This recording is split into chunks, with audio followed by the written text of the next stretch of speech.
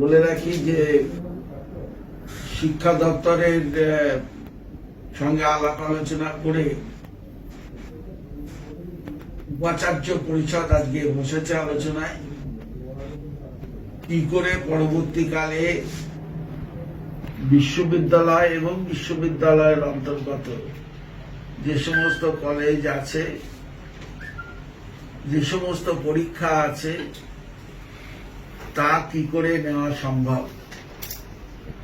আমি সবার সাথেই কথা বলতে চাই। অধ্যক্ষ পরিষদ আজকে, উপাচার্য পরিষদ আজকে বসার পর আমি তাদের থেকে যে সাজেশন পাবো, আমার যে প্রধান সচিব আছে শিক্ষা দপ্তরে তাদের এবং অন্যান্য আধিকারিকদের নিয়ে আমি উচ্চশিক্ষার ব্যাপারে সিদ্ধান্ত গ্রহণ করব। কিন্তু এখনো পর্যন্ত যে খবর আমরা এস্টিমেট করেছি, প্রায় 40 কোটি টাকার কাছাকাছি বিশ্ববিদ্যালয়গুলির এই আপন ঝড়ে ক্ষতিগ্রস্ত হয়েছে। আমরা যেমন একদিকে স্বাস্থ্যবিধি নিয়ে ভাবছি,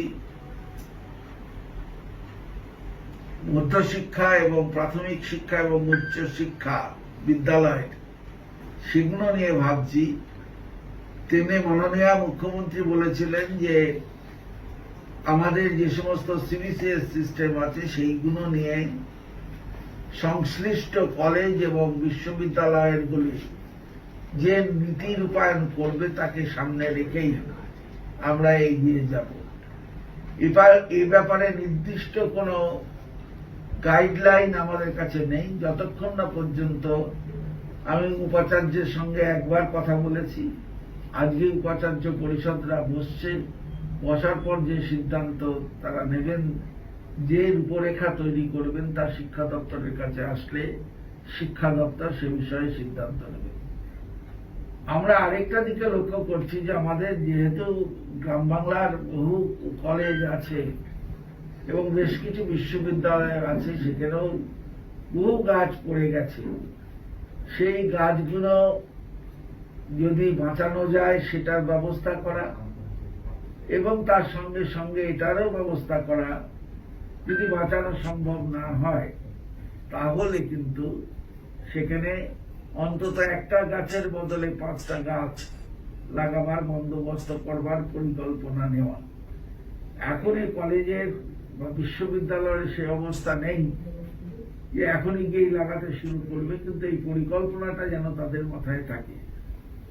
গাছ যেভাবে কলকাতা কর্পোরেশন গাছ বাঁচানো এবং গাছকে বাঁচিয়ে আবার লাগানোর বন্দোবস্তের জন্য যুদ্ধকালীন ভিত্তিতে কাজ করছে, আমিও বিশ্ববিদ্যালয়গুলোর কাছে আবেদন করব যেন এই ব্যাপারে তারা পরিকল্পনা গ্রহণ করেন এবং তাদের অধীনস্থ যে সমস্ত কলেজগুলি আছে সেই কলেজগুলিতে ব্যবস্থা করেন। অন্যদিকে আমি যেটা মূল বিষয় যে আমাদের সেমেস্টার সিস্টেমের পরীক্ষা, সেই পরীক্ষাগুলো আমরা আগেই বলেছি বিশ্ববিদ্যালয়গুলির হাতে ছেড়ে দিয়েছি। বিশ্ববিদ্যালয়গুলি তারা পরিকল্পনা তৈরি করে তাদের অন্তর্গত বা তারা নিজেরাই এ ব্যাপারে সিদ্ধান্ত গ্রহণ করবে। আমি প্রেসিডেন্সির সঙ্গে কথা বলেছি, আমি যাদবপুর বিশ্ববিদ্যালয়ের সাথে কথা বলেছি, আমি রবীন্দ্রভারতী বিশ্ববিদ্যালয়ের সাথে কথা বলেছি, আমি নর্থ বেঙ্গল ইউনিভার্সিটির সাথে কথা বলেছি, কলকাতা বিশ্ববিদ্যালয়ের সাথে কথা বলেছি। সবাই মোটামুটি পরিকল্পনা মাফিক কাজ করছেন এবং এইটা আমরা পেলে এই উপাচার্যদের যে পর্ষদ তাদের যে যদি সাজেশন পাই তাহলে সেটা ব্যবস্থা করব। তাহলে এতদিন পর্যন্ত আমরা বিদ্যালয় শিক্ষা নিয়ে বলেছিলাম, আজকে তাই আমি উচ্চ শিক্ষা নিয়েও আপনাদের জানিয়ে রাখলাম। অনেক কলেজ এবং অনেক বিশ্ববিদ্যালয় থেকে আমাকে ফোন করে জানানো হচ্ছে যে তাহলে আমরা কি করব। এই ব্যাপারে সম্পূর্ণ স্বাধীনতা তাদের দেওয়া আছে।